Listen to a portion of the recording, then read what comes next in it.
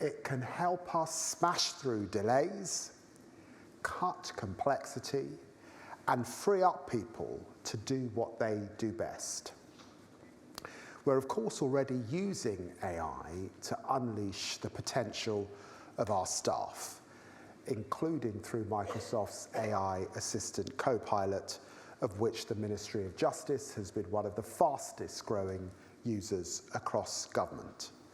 And last year we piloted an AI tool in the probation service, Justice Transcribe. It records meetings between officers and offenders, removing the need for handwritten notes to be typed up later, so staff can concentrate on turning offenders' lives around. That's what they want to do, and the results have been transformational. Over 150,000 meetings transcribed and more than 25,000 hours of time saved. We're testing transcription in the courts and tribunals based on the same technology. And in the Immigration and Asylum Chamber, some judges are using it to help formulate notes and write remarks. We're also piloting AI for legal advisors and district judges in the Magistrates' Court to speed up case progression by transcribing material and summarising their judgments. I want to see more AI initiatives like these.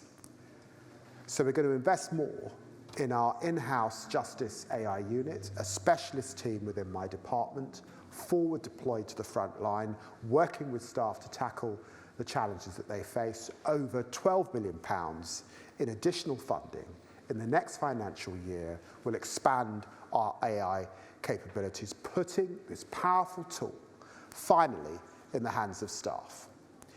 But we're going to go even further, strengthening our relationship with Microsoft and others, piloting the solutions of UK-based startups, harnessing industry's top talent to work more closely with us, and launching a Justice AI Academy and fellowship program so that we can bring in the best graduates and AI engineers, creating an unprecedented partnership between the public and private sectors on which we can revolutionise a justice system in desperate need of renewal. We face an uncomfortable truth. The world has changed and the justice system has not. Crime today is different in scale and complexity.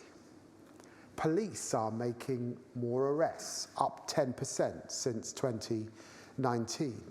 A single case now involves tens of thousands of messages, images, and hours of video requiring review, and much of it subject to disclosure and testing in court. Parliament, over the last years, is putting more laws on the statute book. Well over 3,000 new criminal offences have been created since 1997, including, of course, for sexual crimes, reflecting the fact that as a society, we now rightly recognise that these are serious offences which must be confronted. Serious violence and serious sexual offences are all reported at higher levels. Criminal networks are more technologically sophisticated than ever before. I saw this close up when I was Foreign Secretary. They're more organised than ever before. The National Crime Agency estimates that almost 60,000 people in the UK are involved in organised crime. The results of all of this are clear to see. Trials are longer. Trials are more complex and more demanding today than ever before. Sadly, defendants are not produced on time too often. Lawyers are tied up in trials that then overrun. Delays have become normalised, and at the same time, sentence lengths have risen sharply. Prisons now hold far more offenders than they were designed to, stretching staff, safety, and rehabilitation to its limits. Too little has been done to rise to these challenges and to reform the justice system and that is what we now have to do. The process now requires intention and leadership. 14 years of Conservative governments lack the basic sense of public duty to act.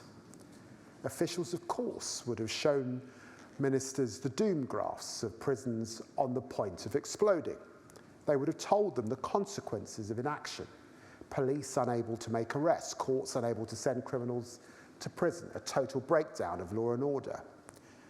Dame Anne Owens looked at this in her independent prison capacity review, which laid bare how close they came to that disaster.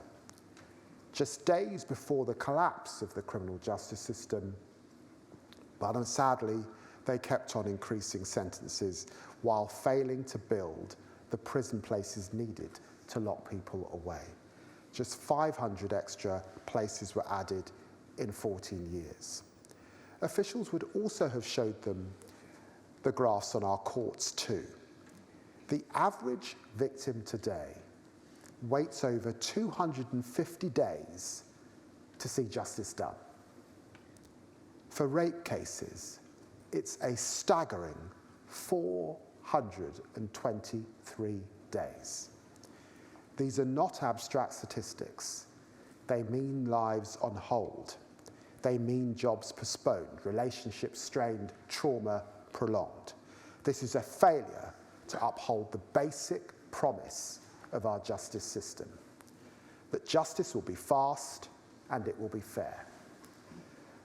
But the previous governments ignored the warnings again, not only lacking a credible plan for change.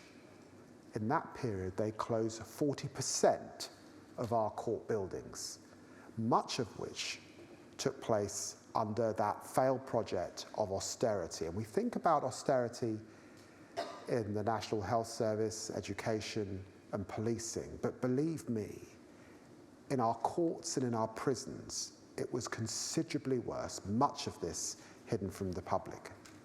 So we inherited a justice system on the point of collapse in every arena. And it fails to us to fix it, to reform the justice system so it can react, founded on the progressive principles that have underpinned Britain's criminal justice system for centuries, but shaped with the realism of recognizing that this era requires new structures to produce justice that is swift and is fair. My approach across the justice system is threefold. Investing, and yes, that means money, so that we have the resources, and the justice system has the resources it needs to function properly. Third, reforming, so that it's able to deliver faster, fairer justice for the public. And third, modernizing, so that it's more efficient at producing the outcomes that victims deserve. And let me thank hugely Sir Brian Levison for giving me that template that I'm sharing with you today, and all the work that he put in over this last period to get us to this point. So first, funding is the starting point.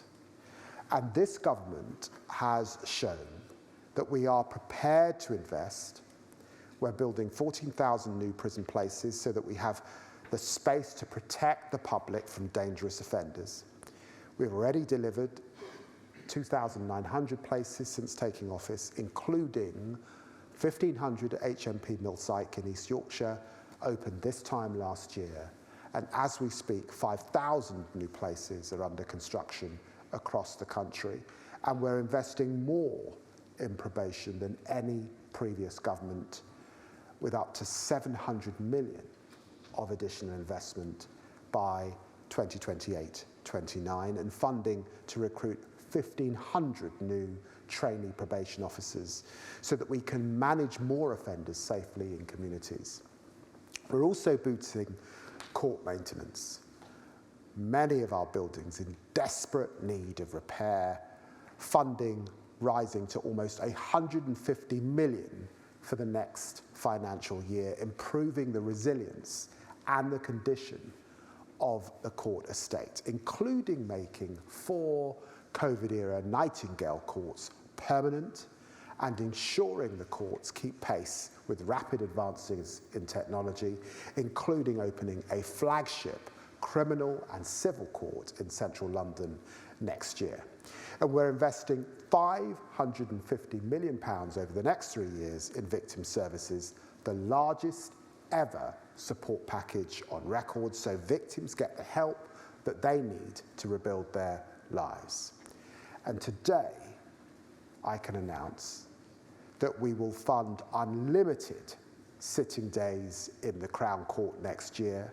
This will be the highest number ever funded in the history of this country. We will also fund the magistrates' courts to hear as many cases as we estimate the system can deliver, backed up by funding to recruit and train more magistrates to meet the demand, and a national campaign to boost the ranks of our magistracy, increasing its size to 21,000 by 2029. Together, this will enable the criminal courts to get through more work than ever before. And of course, it means that victims get justice as quickly as possible. It is part of a record £2.78 billion settlement for the courts and the tribunals over the coming year, which includes £287 million for the fabric of the estate itself, delivering more vital repairs and digital upgrades to court buildings up and down the country.